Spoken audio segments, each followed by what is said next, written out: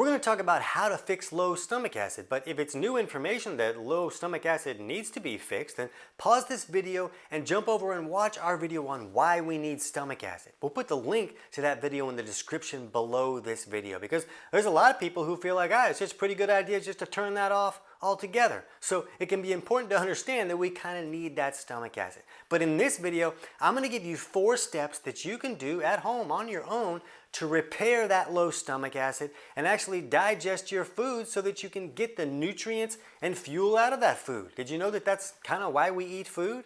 Let's get at it. TC Hale is not a doctor and does not claim to be a doctor or licensed in any type of medical field. Don't be an idiot and use anything heard on the show as medical advice. This information should be used for educational purposes only, and you should contact your doctor for any medical advice. Now get off me. Step number 1 is to raise the acidity level of your stomach while you're eating. Because if you can kind of jumpstart your digestive process, sometimes it can repair itself. And we'll talk about why that is in just a minute. But if you can cheat a little bit and just give your body some more acid to help it acidify the food, then sometimes that can turn things around for some folks. So some people can use just apple cider vinegar. Maybe they take a tablespoon with their meal towards the end of the meal or in the middle of the meal or whenever they want to take it around that meal. That can sometimes be enough just to give them a little boost. So if someone's just on the fence and they need just a little bit of help, apple cider vinegar can sometimes be enough. Now, one problem is if you're going to use a lot of apple cider vinegar, vinegar can be what we call very pro-anabolic.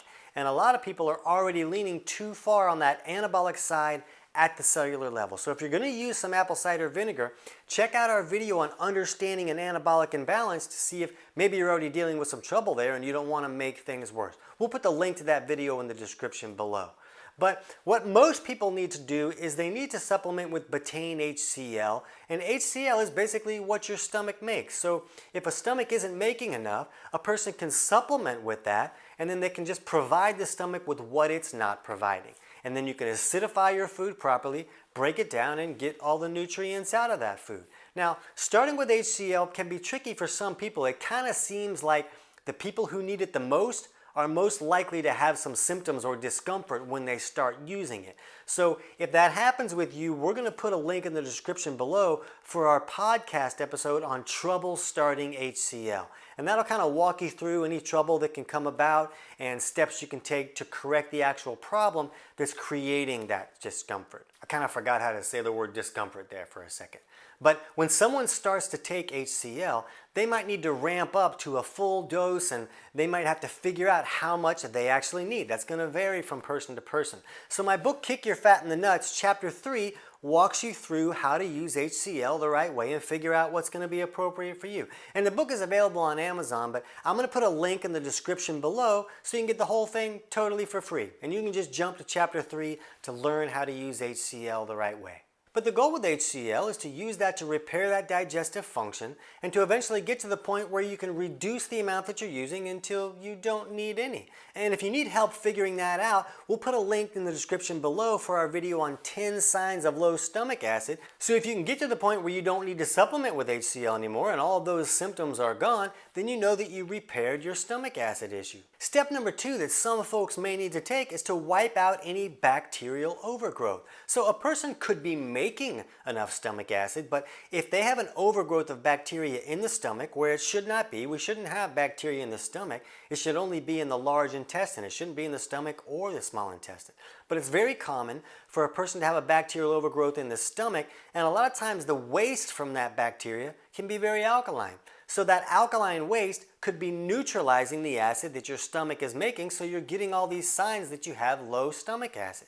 And it's just because the stomach is not acidic enough to digest your food correctly. So a lot of times a person may need to take steps to reduce a bacterial overgrowth. So if the stomach is making HCl, it'll be acidic enough and it's not going to get neutralized by the alkaline waste from that bacteria. So we'll put a link in the description below for our video on how to wipe out bad bacteria in the stomach, because that can be an important step for some folks. If someone has low stomach acid, they usually either have a bacterial overgrowth or one is coming, because it's the stomach acid that's like the barrier to the whole body. It's our knight in disgusting armor. It fries these little varmints when they come in on the food that we're eating, and they're coming in on the food that we're eating. So this stomach acid is there to protect the body, and when it's not working correctly, they're coming in. So if someone has low stomach acid, they might want to take some steps to reduce any possible bacterial overgrowth to make sure that they can acidify their stomach correctly.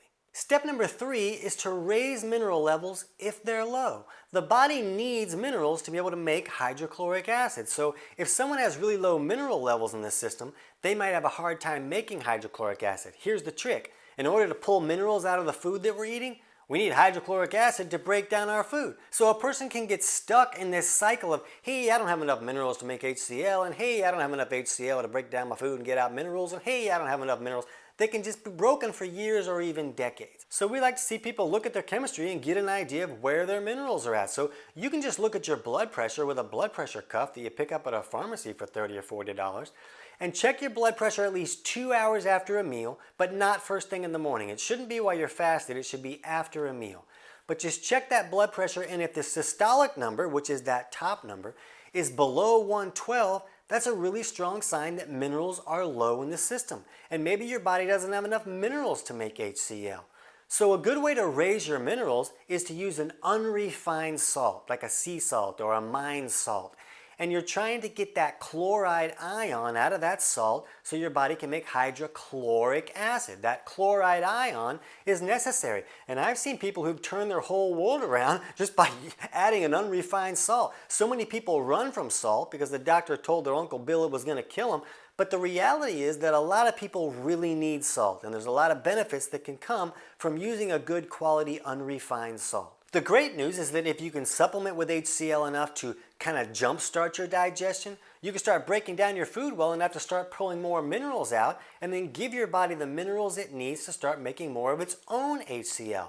And that can reduce how long you need to supplement with the HCl. Step number 4 is to supplement with zinc. Zinc is also an important mineral that the body needs to be able to make hydrochloric acid. And a lot of people are deficient in zinc. Now, we don't like to see people supplement with a whole lot of zinc. It's kind of the situation where the body needs zinc, but you don't want too much.